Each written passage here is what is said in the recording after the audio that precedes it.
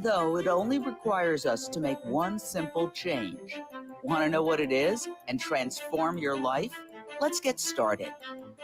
Hello, I am so absolutely honored to have one of my heroes, Kathy Guillermo, PETA'S Vice President of Laboratory Investigation, stopping unnecessary animal torture globally.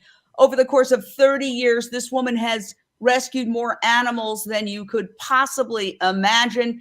Kathy, I know you've got some huge breaking news for us.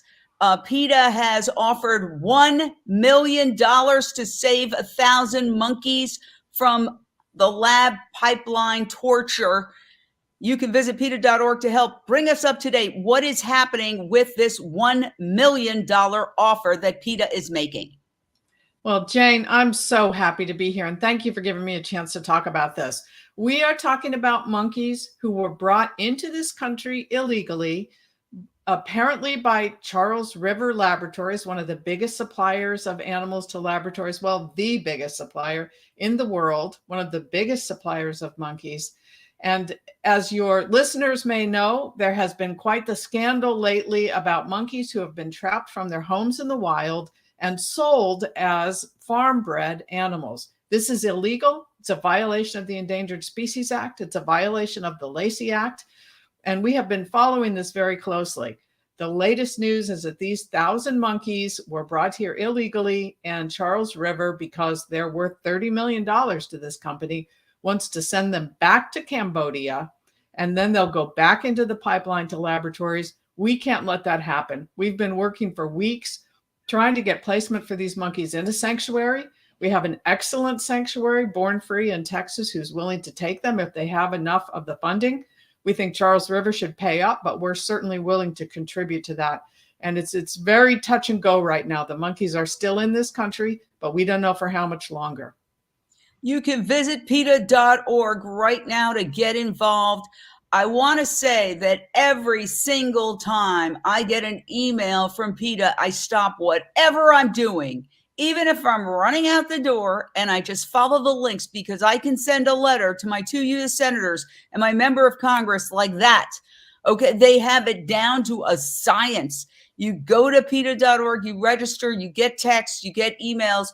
Boom, boom, boom, boom, boom. You can be part of the solution. And I know that you get hundreds of thousands of signatures behind you when you are trying to convince, for example, the National Institutes of Health to do the right thing. And what drives me absolutely crazy, is that the National Institutes of Health, that is supposed to be working for us, seems to be more working for the vivisection industry, and it is big money.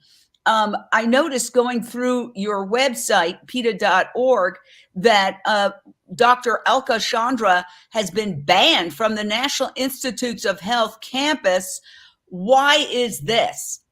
Well, you're so right that NIH plays a part in this, and you're so right about the emails. And if I just might add, the only reason those monkeys are still in this country is that 40,000 people emailed Fish and Wildlife Service in response to our action alert.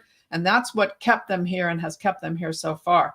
But Dr. Chandra had the nerve to go to a public meeting where public opinions were sought. And she had permission. She had applied to speak at this meeting about the National Institute of Mental Health and the ridiculous things they're doing to animals. But when she got to the door, they said, no, you can't come in. And the reason? She distributed information and flyers on and about their campus, something that's perfectly legal to do. So we have filed a lawsuit. We're not going to stand for this. NIH wants to silence the people who have opinions about animal experimentation, and that's not going to fly. And, you know, we don't want to depress you, so I'm not going to show you too many of the horrors, but it's a horror show.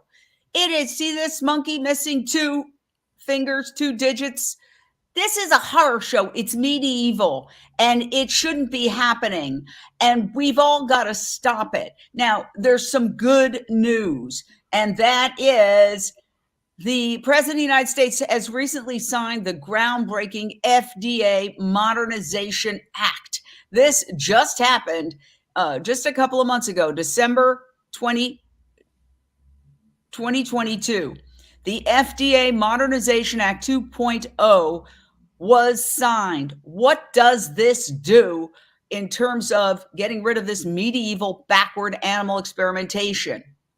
It's a real door opener for us. And PETA was happy to work on this with a number of other organizations. We had a coalition of groups working hard for it. And what it means is that the FDA can now approve new medications that haven't been tested on animals. They can approve new medications that have been tested using the variety of excellent, superior tests that don't involve animals at all and that are more human relevant. It changes the statute to make that possible. We have a lot of hard work ahead of us. We need pharmaceutical companies to get on board with this and to submit their proposals to the FDA to approve these medications without animal tests. So that will not only spare animals, but it will get us the drugs and medications we need much quicker, because we're wasting decades on animal experiments and animal tests that don't show what's going to happen to humans once a human is actually exposed to a drug, 95% failure rate. So this is a door opener for animals and for patients in this country. Yeah, and you have some stats that are really mind-boggling. Check this out, and we're going to talk about the research modernization deal that PETA is suggesting and recommending, which is even better than the FDA Modernization Act. But I mean, come on. 95% of all new medications that test safe and effective in animals fail in human clinical tests.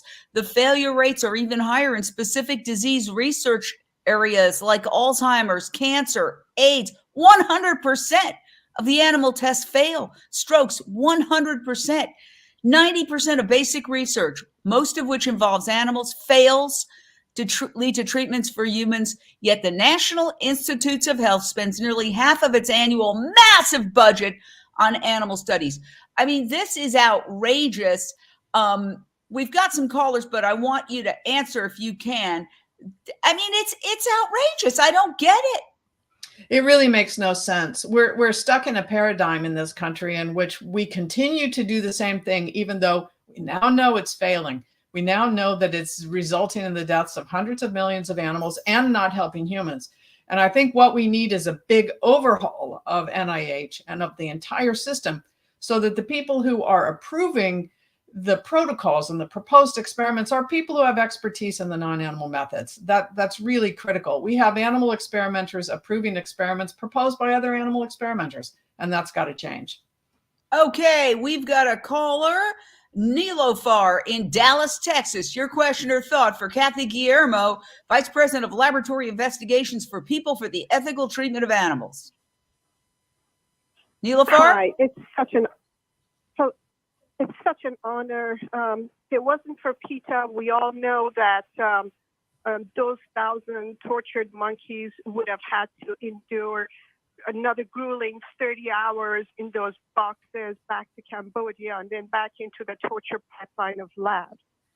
And I mean, the PETA has done so much. If it wasn't for PETA, we would be in the dark about what goes on in the cruelest, darkest corners of the world.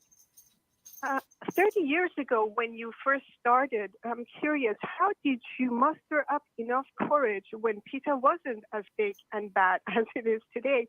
How did you muster up enough courage to stand up against these powerful, pernicious vivisectors? Thank you. Thank you so much for your very nice comments. And we still haven't won on those monkeys yet. So everybody go to PETA.org and take action on that. But, my boss, PETA founder and president, Ingrid Newkirk, always said to me, when you're going up against the people on the other side, just remember, you're right. And I always think of that because it's so true. You just have to tell the truth. And the truth is that what they're doing to animals is not acceptable and has to end. So I want to get back to what we all can do regarding these 1,000 monkeys. And let me ask you this question. By the way, I wrote to the authorities, I believe it's Fish and Wildlife, and I said, we're doing an hour special. And would you give us a comment on why these animals are not going to sanctuary yet. And I did not hear back. Mind you, these are government workers who work for the people, okay, supposedly. And the very least one could do to get a response from a government agency when you say you are doing an hour special on the monkeys that are the 1,000 monkeys in cages. Bring us up to date. What is the very latest with these monkeys? Where are they? Are they in cages, just waiting for this epic battle to be determined one way or another? You've offered $1 million.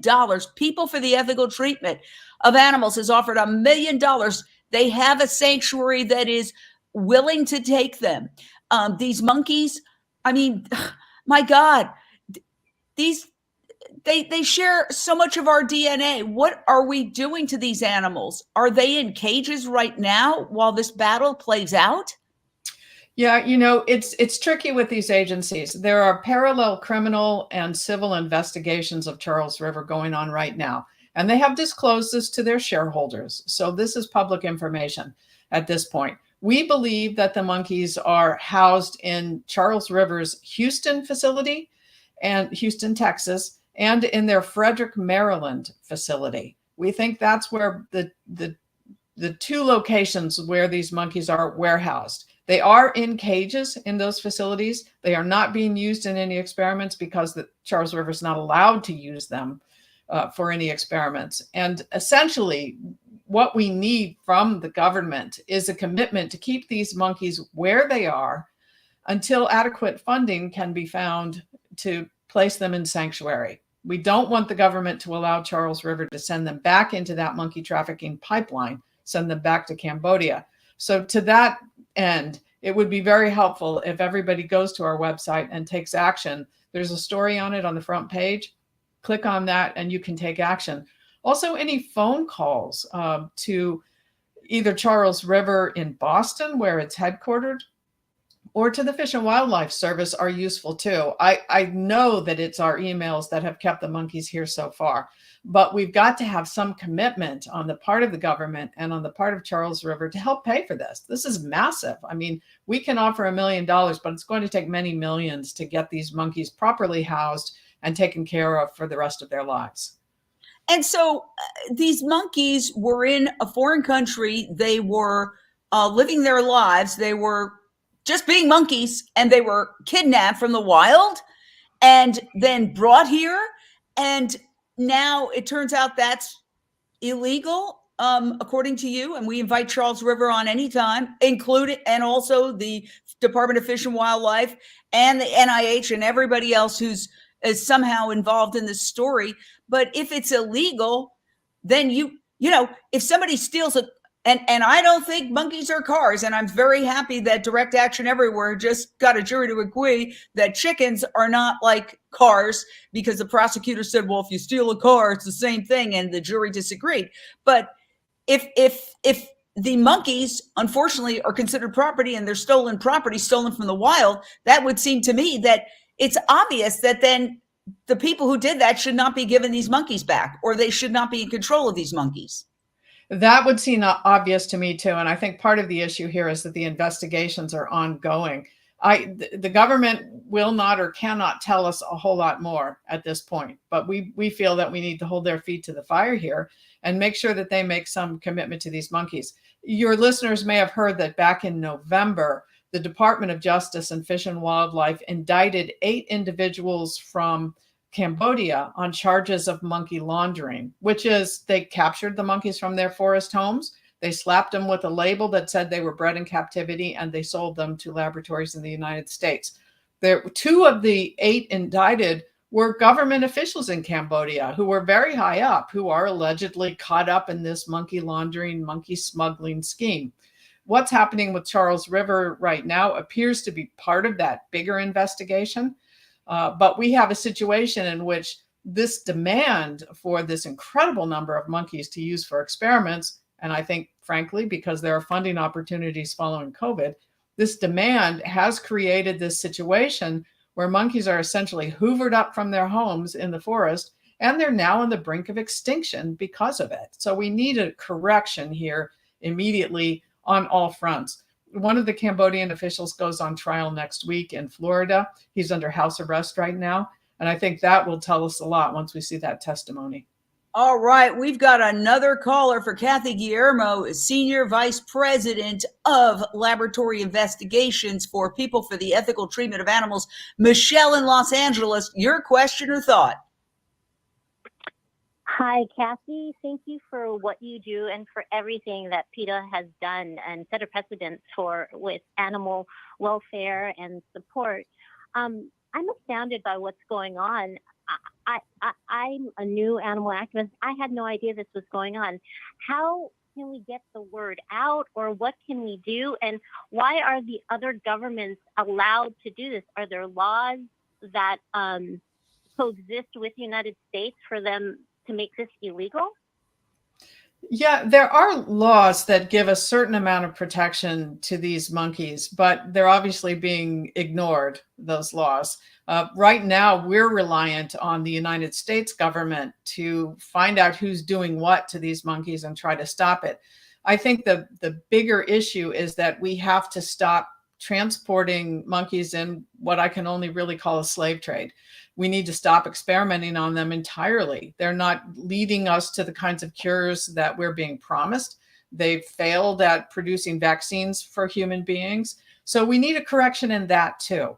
So it is the complicity of a few huge monkey importers is what it appears to be. And according to the information we have from the indictments, there were 2 unindicted co-conspirators who are monkey importers in the US, and one of them is Worldwide Primates. We know from the locations that were given, which is based in Florida, and the other one is the Envigo company, which owns 2 laboratories or 2 facilities in Texas.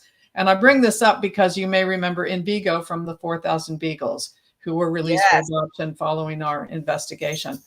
Absolutely. And I want to say Unchained TV did a story on it because we got a call from another wonderful organization, Beagle Freedom Project, that Prince Harry and Meghan Markle adopted one of those beagles. They did. Yeah, absolutely incredible development. And so we raced over there and got some video of the beagles that had been rescued from Envigo. And you know, we invite all these companies on, the companies you just mentioned, but the government itself said the situation that these beagles were in were horrific. Every time they go into these laboratories, they find horrific. All this stuff belongs in a medieval torture museum. Why is it happening? We've got more callers coming in. Sarah in Culver City, your question or thought for Kathy Guillermo, Senior Vice President of Laboratory Investigations for People for the Ethical Treatment of Animals. What I wanted to find out is that, are you going to be able to try to reach out to any celebrities? Because in the past, I know that celebrities have had like pet monkeys, and there's still like people that have monkeys as pets, and possibly if you could talk to them and maybe you could talk to them about what's going on. I'm not really sure, but that's just a question I wanted to ask you, because I think a lot of people actually think that monkeys are pets, and then they may not see it as a problem. You know, and I want to follow up. You know, Sarah, that's an excellent question. You have a lot of contacts with celebrities. I would think that if a celebrity stood up and said, hey, you know, Department of Fish and Wildlife, what the hell are you doing? Do the right thing. That could really have an impact and get some publicity. Unfortunately, we live in a world where, you know, it's a celebrity culture. It's so true. And we're incredibly grateful to the celebrities who stood next to us on these campaigns and have led the way. And we have, in fact, reached out to a number of celebrities about this, both publicly on Twitter and behind the scenes. And we continue to do so. This has all happened so quickly, just since the end of last week. So we still have some work to do there, but I think you'll be seeing some messages from celebrities. I think it's really important. And I just quickly to address, you mentioned that some people think monkeys are pets.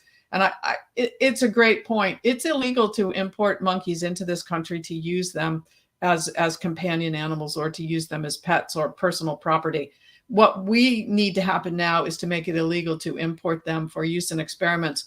We have made some progress on that front because we have been working with the Fish and Wildlife Service, and because the government has found that monkeys have been laundered, have been smuggled here illegally, they are putting in place a system where every monkey has to be DNA tested before that monkey can be imported. That's going to take years to set up. So we are looking at Fish and Wildlife taking action to stop the importation of monkeys. We're waiting for them to be public about that. All right, we've got more callers. My gosh, Lindsay in Los Angeles, your question or thought for Kathy Guillermo of People for the Ethical Treatment of Animals. Hello, Kathy, and it's an honor to speak with you. I did want to mention that recently I saw an NBC News story. In fact, Dr. Lisa Jones-Engel, who is a primate scientist, as you know, with PETA, spoke on, but also a microbiologist stated that without testing on monkeys, it would have taken them 2 more years to develop the latest COVID vaccines. And my question is, why is there just this discrepancy in information going out to the public? And do you think that has the effect of the government not taking action to stop this illegal trade market? Thank you. Well, yeah, that's such a great question. And I will tell you the difference between what Dr. Lisa Jones-Engel said. And of course, as you pointed out, she is a primate advisor, primate scientist, and an advisor to PETA on primate experimentation issues. She was a field researcher and a Fulbright scholar for many years before she came to work for PETA. And she began to look at what's going on inside these laboratories and became very upset by it and decided to switch the course of her career. I think what you have here is the person who said monkeys were essential to the development of COVID is a monkey experimenter. And if we've seen anything in the last 2 years, it's the use of the COVID virus and the search for vaccines has been a great excuse for monkey experimenters to claim they need monkeys.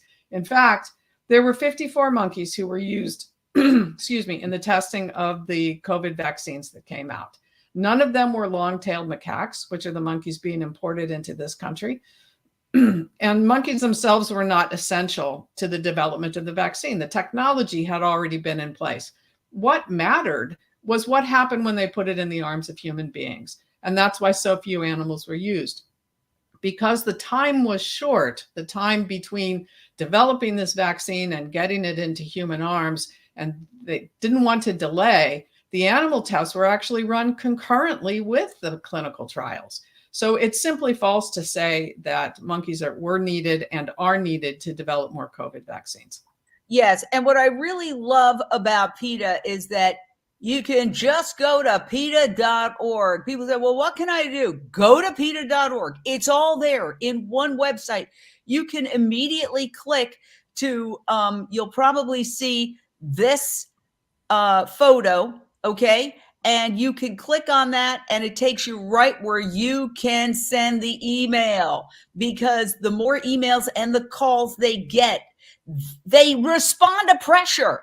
It's nice. It would be nice if our government did the right thing. But the truth is, it's highly politicized. I don't want to use a species term like the fox guarding the hen house, but essentially vivisectors, and it's a big business, are the ones running the National Institutes of Health. So they keep pushing it, even though it's ineffective. It's moral bankruptcy. More callers. Oh my gosh. Michael in Los Angeles, your question or thought for Kathy Guillermo, Vice President of Lab Investigations for PETA. Yeah, oh my God. Good morning, Kathy. Good morning, Jane. This is a subject that has been haunting me for many years. Just knowing what goes on in these animal experimentation labs. My question is basically kind of concerning the NIH. Is this an organization that can be transformed if we had, a different administration in office, or is there any way to change that organization, defund it or something? Because in my opinion, they are the ones that are actually getting the money from, they're funding these experimentations. And basically, if we can somehow change that organization around, we can probably maybe end this, because I don't know anybody that can watch what goes on in these labs and is okay with it. I just don't. You see the pictures and the videos. It's worse than any horror picture you could ever imagine. You're so right. And yes, I think NIH holds the key here. And how to get NIH to change will come from whichever administration is willing to appoint a director who is going to be forward thinking. We saw Francis Collins, the previous director of NIH, had been in that position longer than any other director had been through both Republican and Democratic administrations. And I frankly blame him for keeping the agency mired in the past and mired in the old ways, and for giving in to the animal experimenters who are trying to run things over there, and particularly the monkey experimenters. We saw that happen very clearly. There's an opportunity right now for President Biden to appoint an NIH director who could lead us in a new direction. And we do have an action alert on our site. People can send an email to the White House and ask that a forward-thinking administrator be put in place. And I want to say also that, we look at NIH, the National Institutes of Health, with its 40-some billion dollar budget, about half of which goes to animal experimenters. And it's important to realize the government is a customer of Charles River. The governor buys monkeys from Charles River. Charles River Laboratories runs NIH's Primate facility in Poolesville, Maryland. So our government agency is very closely tied with Charles River and many of these monkey importers. National Idiots of Health. This is my favorite comment so far today. Yeah, I may borrow that. That's National Idiots of Health. Well done, Mick Davudian. Oh my gosh, we've got another caller, Paige in Los Angeles. Your question or thought for Kathy Guillermo, Vice President of Laboratory Investigations at People for the Ethical Treatment of Animals. Yes, thank you, PETA, and your whole organization for everything that you do. My question is in regards to, my understanding is that testing is such a low percentage of efficiency, effectiveness on animals to humans. Is that accurate? Why are we still doing this? Why are we still testing on animals? Yeah, it's crazy, isn't it? Can you imagine if we were still using the first generation computer today that we used back in the 1950s? I mean, it would be crazy. And that's essentially what we have. We have a paradigm of animal experiments that were developed in the 20s and the 30s and the 40s that are still in use today in 2023. And it is crazy. And yeah, it's absolutely true. Jane gave some of the statistics at the beginning. And if you Google PETA and research modernization deal, you can see a nice description of what it is that we're funding. Basically, we are funding experiments that are failing somewhere between 95 and 100% of the time to lead to treatments and cures for human beings. So even if you're a person, nobody on this call, fortunately, who doesn't care about animals, you have to care about fiscal responsibility and human health. And so for all of those things, for the animals, for the humans, for our budget, for our economy, we are really compelled to make a switch now. It's complicated why it hasn't switched, but I think I could reduce it to the simple fact of what Jane said before. There are too many people who find it easy to experiment on animals who are running the show. And those people need to move out of the way and let modern science come in. All right. We've got still other callers. Wow. So many people reaching out. Susan in Dallas, Texas, your question or thought? Hi. Well, first, as Neely said, and so many other people have said, I really appreciate everything PETA is doing. My question was, they've often relied, the experimenters, on saying, well, we're treating the animals humanely because the Institutional Animal Care and Use Committee approved these experiments. And I wonder if there's any way to attack them, because we all know that they are, as Jane has said, the fox guarding the hen house. They make money from animal experiments, and then they're the ones who get to approve it. So is there anything we can do on that front? Yeah, it's so important. The Institutional Animal Care and Use Committee system was set up following PETA undercover investigations back in the 1980s. And we all had great hope. This is essentially the last line of defense for animals in laboratories. And too often they are rubber stamp committees. And we're engaged in 2 lawsuits about this right now. One at University of Washington, where they have tried to keep from making public the names of the people who serve on this government required public committee. We don't even know if these people are qualified to be in the positions that they're in. We don't know if they meet the requirements under federal law of the kind of person and what background is required to be on these committees. And the second lawsuit is at University of Massachusetts Amherst, where they're trying to keep us from knowing who these people are. It's essential that we pressure these universities to hold these committees responsible. So in the areas where we're working on this at University of Washington and University of Massachusetts, I encourage people to come to our website and take action on that. So far, we're winning in the court. The Ninth Circuit has ruled that this is not a committee that can be kept secret. It is a public committee. And I think that's the first step. The other aspect of this, though, is that we need that top-down change. We need NIH to acknowledge what's not working, what animal experiments are failing, to fund what is working, and then to put people on, to require that the people put on these committees have expertise in other methods and hold these experimenters to it. And we've got Karen in Venice, California. Your question or thought for Kathy Guillermo, VP of Lab Investigations for PETA. Karen. Hi there. So I have a friend who is a doctor, and she told me that, hospitals will do just bogus experiments just to get grants, right? So I'm wondering if there is a way to create other methods for them to get grants so they're not harming these animals just to get money for the hospitals. Yeah, and that is also true at universities too. That's what we see again and again. It's much easier to do an experiment on animals and try to seek funding for that than to do a clinical study or some other methods that may be newer that the researcher is not familiar with. That's part of our research modernization deal. It's a 6-step program, and the most important steps are stop funding what we know doesn't work, find out what doesn't work, and stop funding that, what else doesn't work. Put that money toward what we know works. But we've also added a step for retraining and for individuals who want to seek funding, have only used animals, and are now going to need to look at another way of gaining funding. And I think that's key. We need to both offer new scientists coming up through the system a new way of doing research and a new way of thinking about it, and those people who are already in the field another way to seek grant funds. So I want to ask you about the groundbreaking FDA Modernization Act.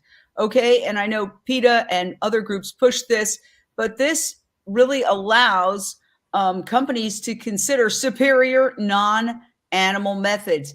Is this changing the culture? In other words, these vivisectors live in a culture, and that's got to be a wake-up call. If I'm putting people on the rack and torturing them, and all of a sudden it's like, wait, you guys over there are saying that's not cool anymore. Even if I'm a medieval person, it's going to be like, okay, somebody's saying that animal experimentation isn't cool. We need to do something else. That's got to change the culture. And right now we're at a critical turning point, right? Because we have to figure out who's going to run the NIH down the road. That's right. It's absolutely changing the culture. Now, I don't by any means think that animal testing is going to end overnight. The FDA is an organization or an agency with a long history of animal experimentation. They're going to have to be convinced that these drugs can be safe when they're not tested on animals. Given the failure rate of animal testing, you would think that this would be easy to do, but it will really be the responsibility of the pharmaceutical industry to make the case.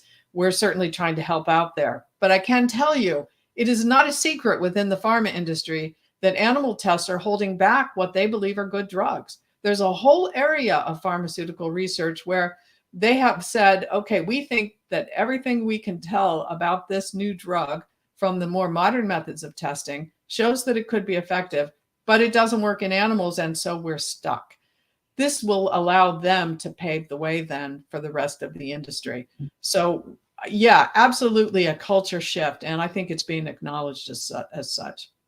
Yeah. And let me say this, always follow the money. PETA has said this for years, and I couldn't agree more. Anytime you see animal abuse, 9 times out of 10, unless it's somebody who's sick in the head, and they can also follow the money and be sick at the head at the same time, follow the money. The reason why this is happening in universities, correct me if I'm wrong, they get a huge chunk of money. Yes, the researcher who's doing the animal experiments gets some money, but then the university also gets money. So it's money, money, money, money, money. And guess whose money it is? Our money. I don't like the idea that my tax dollars, when I pay my taxes, that a percentage of that goes to torturing animals for no good reason. I mean, they've been breaking dog spinal cords since before Christ, and they're still doing it today. These are, I think everybody who's experimenting on animals needs to be given a psychiatric evaluation, because I've seen the videos, and honestly, that's 35 years ago. Around the time PETA was getting started, somebody sent me a cassette when I was like a cub reporter in Philadelphia of head injury experiments being done on monkeys in a top university there. And it to this day, when I think about it, I have nightmarish, like PTSD reactions. If you look at the video, any person, any human being would say this is morally wrong. Isn't that why they fight like hell to keep you from getting the videos? When you, PETA, with your, I think last time I checked, you had something like 19 lawyers, you fight with these Freedom of Information Act requests to get the video, because once people see the video, it's game over. That is so true, that we have to go to court to get public records in the form of videos by publicly funded researchers at public universities. That should be a crime itself. And I think you're so right about everything you say, Jane. It is about the money. And even with Charles River, these 1,000 monkeys are worth $30 million to Charles River. That's how much monkeys are in the post-COVID era. So follow that money trail and you'll get there. It's just outrageous to me that our government, and by the way, this is a bipartisan problem. I mean, Republicans, Democrats, these vivisectors remain there. What's happening with the selection process for who's going to take over the NIH? Because I know that, as you mentioned, Francis Collins, who was a big vivisector, stepped down, retired, whatever. What happened after that? Well, we're still waiting. All these months, these more than a year, we are still waiting for the president to nominate a possible director for NIH. And I'll tell you what, it's a mystery to me why he is taking so long. We have Congress now talking about the failure of NIH. If anybody followed, if you get down into the weeds on these issues, there's a new governmental entity called ARPA-H. And I wish I could tell you what it stands for, but I'm so bad at acronyms. But it's essentially a division that is set up to actually aggressively seek cures and treatments for humans on disease. And the big controversy when this Biden agency or entity was proposed was where to put it, because so many people said, well, if we put it at NIH, it'll fail, because NIH has failed to do exactly this. It'll die on the vine. Other people argued for it to be at NIH. In the end, it was put at NIH, but NIH cannot have anything to do with it. So it's an open secret at this point that NIH is failing. And I think we've seen coverage of the problems that the president faces with appointing a director, because so many people are saying that NIH is an agency that has failed to do what it is supposed to do. There's a lot riding on this. Of course, that's why we think he should act immediately. There are plenty of good candidates, and he needs to get busy with it right now. Now, you know, what I find so incredible, and we have that situation here in different slightly similar kind of dynamics, but different issue with Los Angeles Animal Services. I just attended a protest. It's failing. Everybody agrees Los Angeles Animal Services is a mess. And yet people who are visionaries who've said, yes, I'll do the job, they won't even interview them.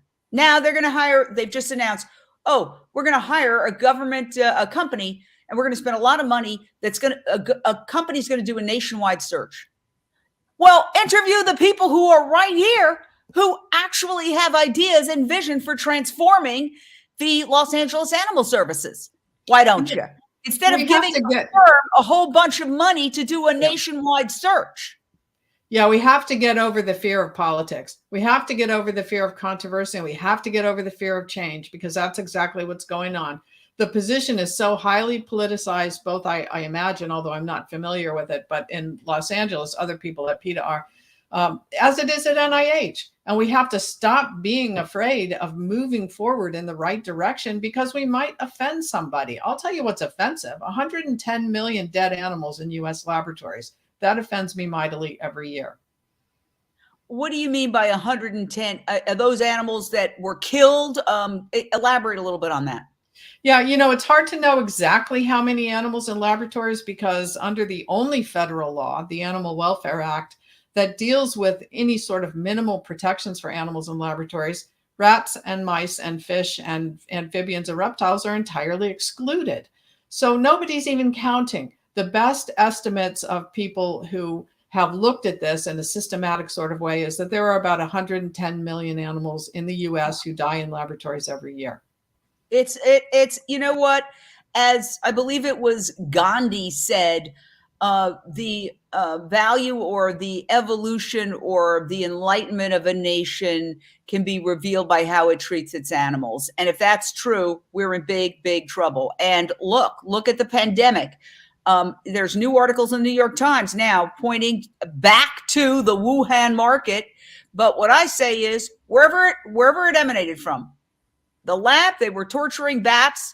The Wuhan market, they were torturing animals. Either way, animal abuse, animal torture was responsible for this plague that affected every single person. And yet people don't connect the dots. They try to use that as an excuse to torture more animals instead of saying, wait, look what's happening. Mother Nature is sending us a message. Leave wildlife alone. We are barreling toward a climate apocalypse.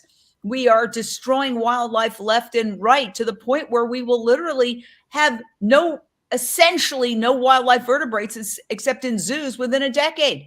And yet people still don't get it. Species that survive adapt. We are not adapting fast enough to the new realities. And it's up to each and every one of us. If this upsets you, don't just talk to your neighbor or your friend or your relative. Go on PETA.org and get involved. It's very easy. And actually, what I like about PETA is that, yeah, they send you a problem. It's disturbing, but they always give you an action point. Because I don't want to just, in fact, it was Ingrid Newkirk who said, being sad doesn't help animals. So I immediately go to PETA, I take action, or I'm on their list. I get texts, I get emails, boom. And it doesn't take me that long. They've got it down to a science where in 30 seconds, you can literally reach whoever it is that you're supposed to reach. You can personalize the message or not as you feel, needed. Sometimes I personalize, sometimes I'm running out the door. I just hit send. Either way, I know that I'm part of the solution. So it's that easy. You literally go to PETA.org and you can just follow the links. Once you sign up to one letter, you can be in the system and they'll send you future letters that you can. They can't do it alone. They cannot do it alone. We're 300 million plus people in this country. We can make that change, but we all have to take that action. Don't be sad. Don't be upset. Take action, right? It's so true. And you will see victories. You will be part of these victories. We just worked with locals in South Florida to stop a Chinese company from setting up a monkey importation quarantine facility in Florida. And we did that by working with state officials and locals who were in the area. And even the governor of Florida came out against it. So we have victories all the time, things we've stopped, things we've shut down, and we could not do it without people taking action. Just most recently, speaking of foreign funding, we have been able to shut down a laboratory in Colombia, South America, that was funded by NIH and collaborated with experimenters at NIH, but was not required even to prove that the animals were being held in decent conditions. In fact, they were living in filth in wire cages and an outdoor makeshift pen covered with a tarp. And they got $17 million of NIH funding.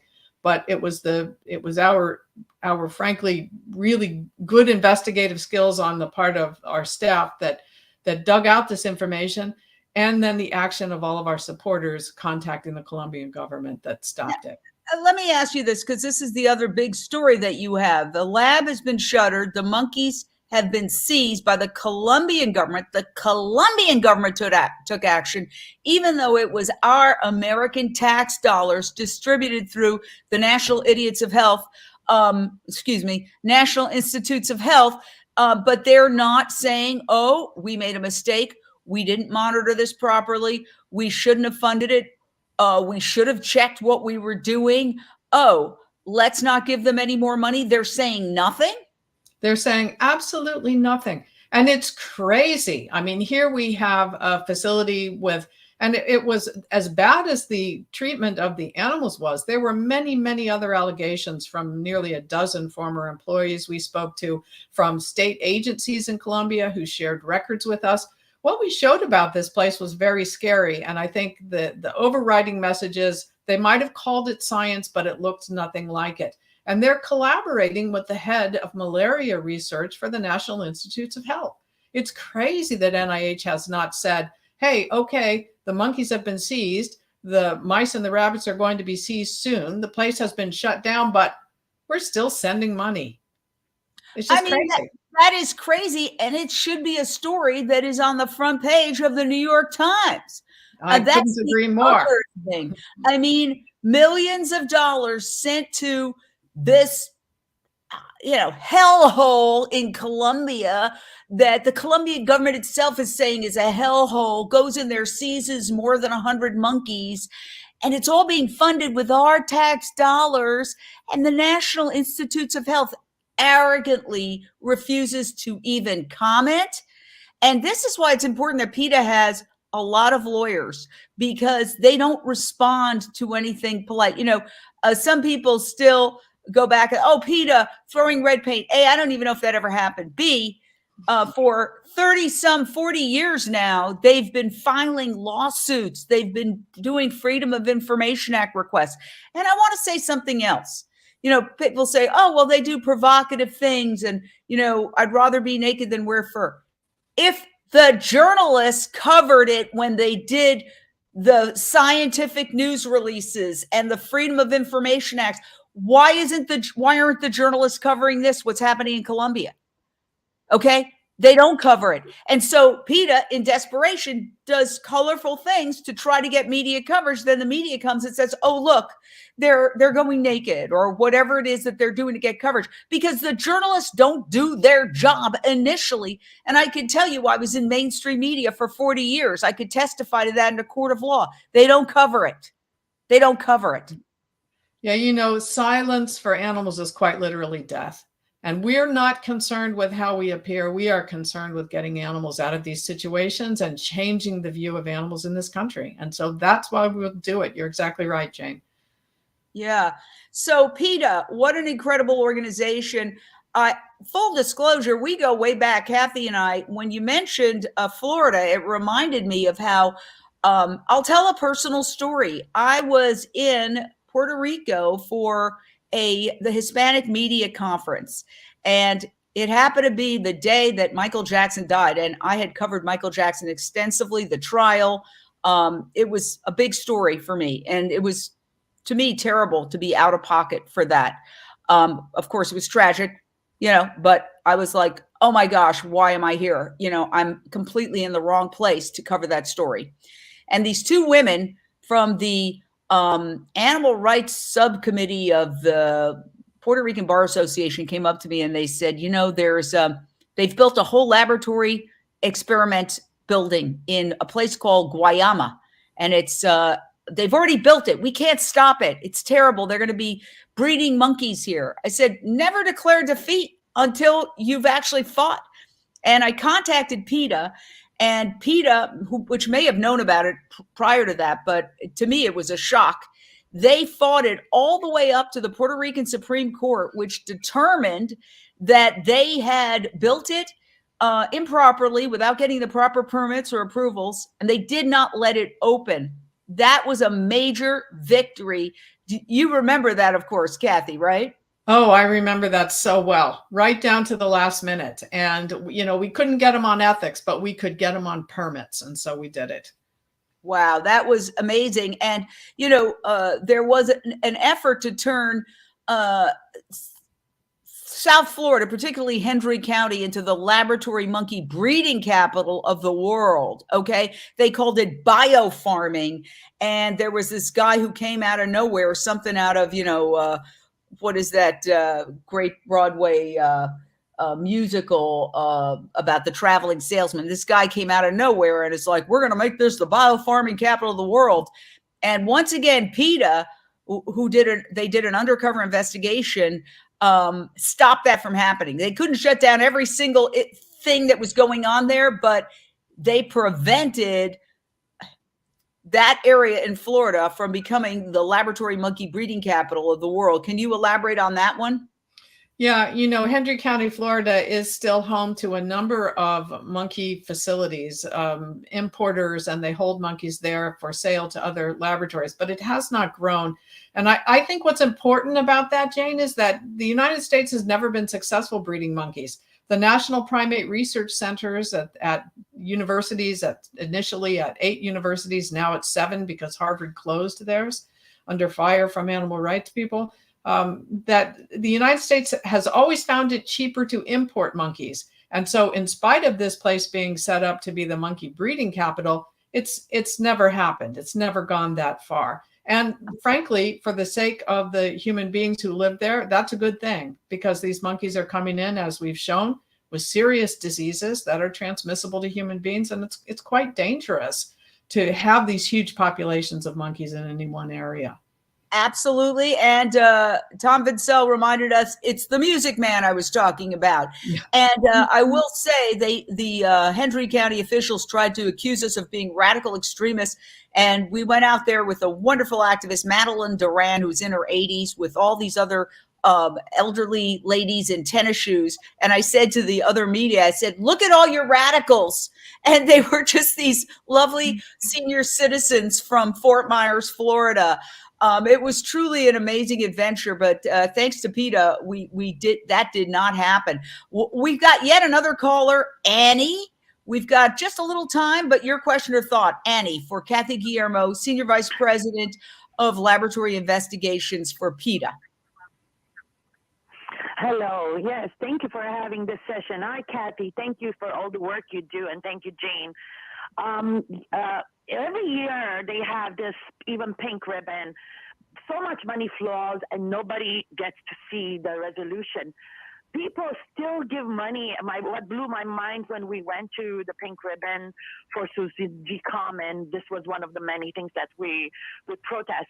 People were even paying blindly for their dogs, not only for their kids in carriages.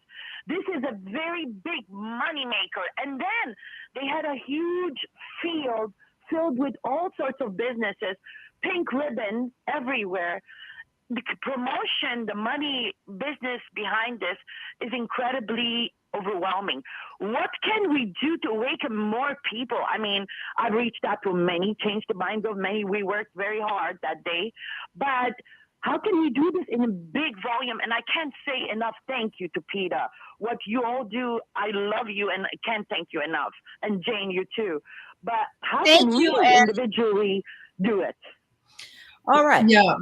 Just very quickly, thank you for that call and that question. There is a new feature we've begun on PETA.org about medical charities that don't test on animals. And we urge people to visit that. You can just Google that, medical charities and PETA. And you'll find right now it's a short list, but at the top of the list is Susan Love Foundation, which does breast cancer research. No animals involved, only human beings involved sharing their information. And share that with everybody you know. Remind them before tax time. Yeah, and I want to say another personal story. I don't know why I'm filled with personal stories today, because I've worked with PETA for many, many years. I was asked to, many years ago when I was a local news anchor here in Los Angeles, to lead an organization's march. One of these marches with the balloons and everything else. And so I had lunch with them, and I said, I want to ask you, where's the money going? Is there animal experimentation involved? I was canceled immediately. When I walked away from the lunch, you're off the hook. Okay. They don't want anybody asking questions. Okay. If you ask questions, that's it. Yeah. And that means ask questions of everybody. I remember in the hospital right before my little third daughter was born, I was asked if I would donate the umbilical cord for research. And I said, well, what kind of research are we talking about? And they said, I don't know. I said, well, I'm in labor, remember, get me the name of the company and let me talk to somebody. And I got on the phone with the organization that was doing the research. It was completely non-animal. And so I did do that, but it's talking, asking questions, asking until you're blue in the face. Well, we're out of time. I want to say thank you. I know how busy you are. You are working around the clock, trying to rescue these 1,000 monkeys. Keep us updated, trying to get the NIH to enter the 21st century. And it takes every single one of us. So I leave you with this message. Go to PETA.org right now and get involved. Start hitting that send button. It's going to make all the difference. See you next time here on Unchained TV. Thank you, Kathy. Thank you.